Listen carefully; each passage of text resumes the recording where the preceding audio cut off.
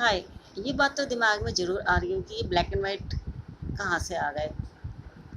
इसका एक रीज़न है।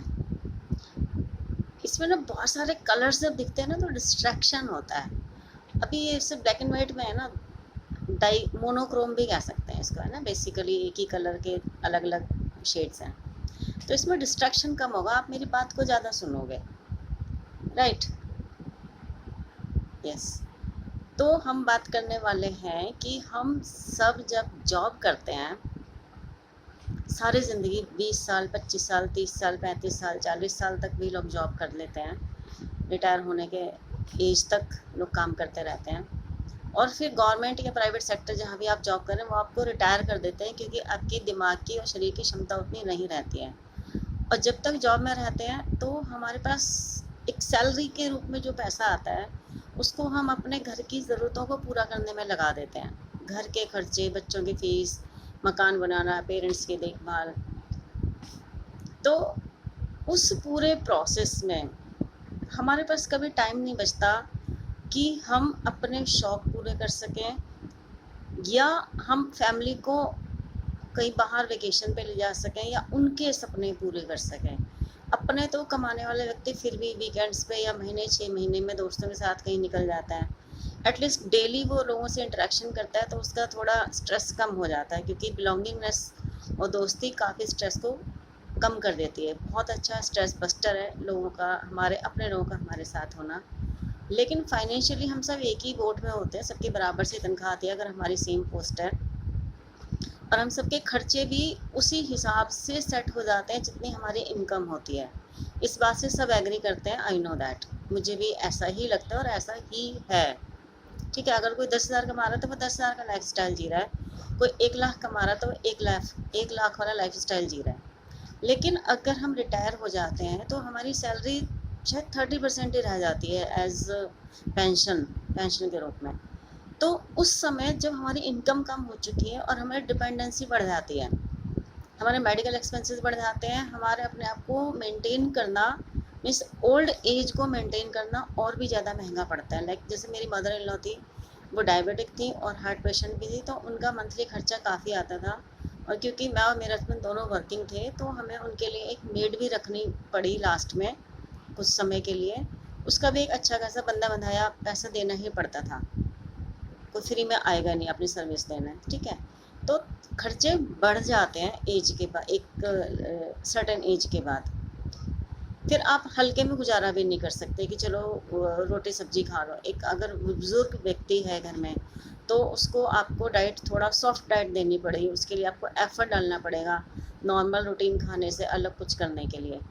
ठीक है, तो खर्चे, और फिर मेडिसिन का बिल अच्छा खासा बढ़ जाता है। अगर हॉस्पिटलाइज कराना पड़ा तो उसका बिल तो फिर आपको पता ही है, अगर 4 दिन कोई हॉस्पिटल में रहेगा तो 50,000 तो मिनिमम है। इतना लिए बगैर तो हॉस्पिटल छोड़ता ही नहीं है। तो ऐसे में हमें क्या करना चाहिए? क्या सारी ज़िंदगी ऐसे ही निकाल देनी चाहिए या कुछ एक्स्ट्रा हमें करना पड़ेगा?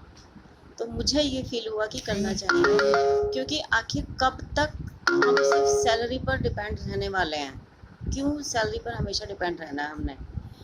तो सैलरी के साथ साथ जब हम जॉब में हैं, हमारी एज है, एनर्जी है, तो उसमें वीकेंड्स पे और शाम को पार्ट टाइम क्यों ना हम कुछ ऐसा बना लें जिसे मैं पाइपलाइन बोलूँगी।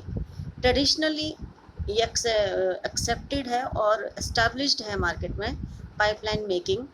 तो पाइपलाइन में क्या है, जैसे कि आप कुएं से पानी खींच के लाते हो अपने बाल्टी में डाल के या घड़े में डाल के, तो वो हो गया बकेट कैरिंग, एक बाल्टी ढोने वाला व्यक्ति। दूसरा व्यक्ति होता है जिसने पाइप बिछाई और उसमें से टूटी खोली और पानी आ गया।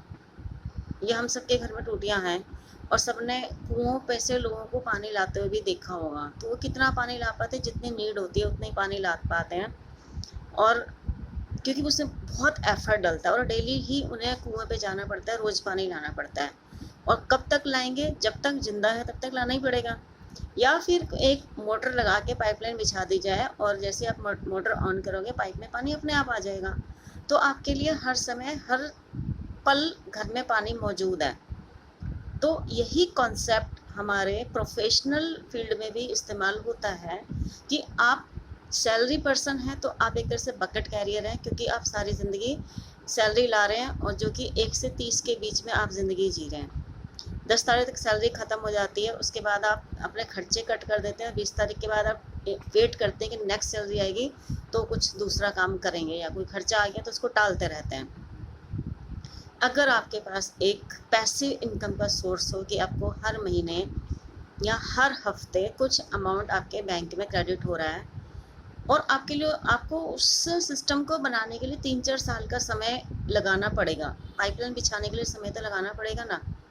तो आप एक पाइपलाइन जब अपने तैयार कर लेंगे, 4-5 साल लगा कर एक सिस्टम क्रिएट कर लेंगे, तो आप रिटायर भी होंगे तो भी वो पाइपलाइन से पैसा आता रहेगा, चाहे आप में एनर्जी हो या ना हो, या आपकी एज काम करना अलाउ करे या ना करे, या आप सिर्फ यंग एज में भी ये काम कर सकते हैं। और आप अपने समय को अपने तरीके से यूज़ करना है। आपको जिम जाना है, आपको घूमने फिरने जाना है, आपको वर्ल्ड टूर करना है, या आपको मेडिटेशंस करने हैं, आपको अपनी स्पिरिचुअल जर्नी में समय लगाना है, आपको सेवा करनी है, सर्विस प्रोजेक्ट्स पे काम करना है, आप ये सब भी कर सकते हैं। मतलब कि जो आपकी इच्छा है ना, आप वो कर सकते हैं अगर आपके पास पैसे का फ्लो है, कैश फ्लो है तो। और कैश फ्लो कब आएगा? जब आपके पास एक पाइपलाइन होगी, ठीक है। तो ये पाइपलाइन कैसे बन सकती है, क्या हम कर सकते हैं कि पैसिव इनकम आ जाए? पैसिव इनकम का सिंपल सा मतलब है कि जब आप काम नहीं भी कर रहे हैं तो अभी आपके पास पैसा आ रहा है। जैसे कि आपने कुछ बुक्स लिखी और वो इतनी बेहतरीन बुक्स थे कि किसी यूनिवर्सिटी में या कहीं लगा दी गई और उसकी रॉयल्टी आपको आ रही है, that is a passive income. तो सिर्फ बुक से कितना आता है? वो बहुत स्टैंडर्ड की आप बुक लिखोगे, बहुत ज़्यादा वो चलेगी तब तो ठीक है, अच्छा पैसा आएगा। 1-2 किताबों से नहीं होता है। तो हमारे पास और भी बहुत सारे रास्ते हैं जिससे कि हम अपनी पैसिव इनकम क्रिएट कर सकते हैं। तो ज़्यादा जानकारी के लिए कमेंट सेक्शन में लिखें, हम लोग बात कर सकते हैं। तो मेरे पास जो है पूरा सिस्टम है कि पाइपलाइन हम कैसे बना सकते हैं, पूरी की पूरी नॉलेज है जो मैं आपके साथ शेयर करना चाहूँगी। तो हम मिलेंगे, बात करेंगे। तो अगर आपको ये बात समझ आती है कि yes you must create pipeline for you, then you are most welcome to talk. Thank you.